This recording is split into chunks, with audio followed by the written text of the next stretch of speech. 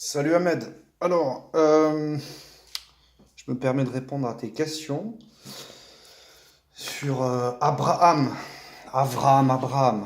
Donc, toi, tu penses qu'en fait, le nom d'Abraham, les Juifs l'ont transformé en Avraham. En fait, ça n'a rien à voir. Déjà, je pense que tu fais une confusion avec un changement du nom d'Abraham qui lui est marqué dans la Torah. Donc, puisque tu en as une chez toi, euh, au lieu de taper dessus, je t'invite à l'ouvrir. Chapitre 17, verset 5. Voilà. Donc il est marqué, tu ne seras plus appelé du nom d'Abraham, ton nom sera Abraham, car je ferai toi le père d'une multitude de nations. Donc en fait, il y a un ajout de deux lettres. On passe de Abraham à Abraham. Voilà. Alors effectivement, en hébreu moderne, ce que tu comprends peut-être pas, c'est que l'orthographe, si tu veux, du prénom d'Abraham, en fait, effectivement, c'est pas un B, c'est un V. Puisque, si tu veux, la lettre, la façon dont elle est écrite, il n'y a pas de point au milieu.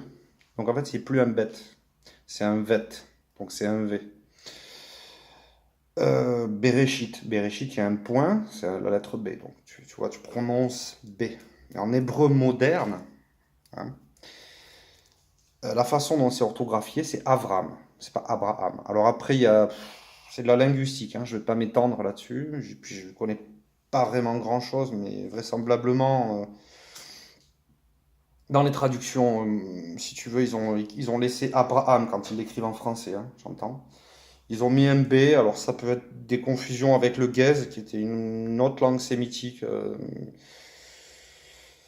où là, effectivement, Abraham s'orthographie avec un B, ça peut être, j'en sais rien, ça peut être la façon dont ils ont traduit en français, Avraham en hébreu. Bref, mais il y a de nombreux hébreux qui font même cette confusion et qui, au lieu de prononcer Avraham, prononce Abraham. Bref, peu importe, c'est de la linguistique encore une fois. Je pense que je te dis, la confusion, tu l'as fait là. C'est-à-dire que le changement de nom, il est dans la Torah, hein. Donc Genèse chapitre 17, verset 5. Hein. Alors pourquoi? Attends, je t'invite à ouvrir un Talmud si tu veux avoir les explications sur ce changement de nom, parce que c'est compliqué, c'est lié au Mazal, c'est des choses qui sont compliquées. Voilà. Donc achète un Talmud et puis tu auras les explications là-bas. Euh, Ensuite, oui, alors tu es très focus sur le nom de Dieu, là, le nom de Hachem. Hein. Hachem, c'est ouf, ça te perturbe beaucoup. Je vois pas le problème avec ça. Hachem, ça veut dire, tu le sais déjà, hein, ça veut dire son nom. Mais les chrétiens l'utilisent hein, dans leur prière quotidienne. Ils disent que ton nom soit sanctifié. Donc Hachem soit sanctifié. Il y a un tas d'autres noms de ce genre qui sont donc des attributs divins, comme tu les appelles. Il y en a un tas. Le truc, c'est quand tu écoutes les rabbins, je pense que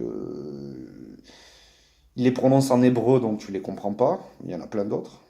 Il y a Abba, il y a le Boréolam, il y a Adonai, Hachem, Akadosh Baruch Hu. Il y en a plusieurs. Hein. Voilà. Effectivement, donc son nom, sache que les Juifs prétendent, si tu veux, détenir donc le nom de Dieu. Tu le connais peut-être, hein, c'est Yud Kevavke. Euh, comment dire, c'est une forme de respect. Donc d'où ça vient, si tu veux, cette appréhension à prononcer ce nom-là, ça c'est les 10 commandements, hein, c'est les tables de Moïse, hein, c'est marqué dedans. Je te laisse jeter un œil. Je veux dire, quand tu vas à la poste, le postier, le facteur ou le guichetier, si tu préfères, tu vas l'appeler monsieur. Tu vas pas l'appeler par son prénom. Donc effectivement, Dieu, tu prononces pas son nom comme ça, comme le président de la République, par exemple. L'Emmanuel. L'Emmanuel. Tu en rigoles, mais s'il vient taper à ta porte, tu vas pas l'appeler Manu ou Emmanuel. Non, non. Tu vas dire Monsieur le Président et voilà. Et là, c'est la même chose en fait. C'est-à-dire que son nom, on le prononce pas. En fait, on le prononce pas. Si, on le prononce. On le prononce dans des rares circonstances, effectivement, notamment à Yom Kippour.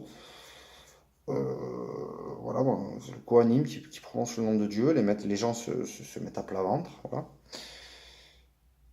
Donc non, dire qu'on ne le prononce pas, c'est faux, puisqu'on le fait. Voilà, mais on ne le prononce pas n'importe quand, n'importe comment. Voilà.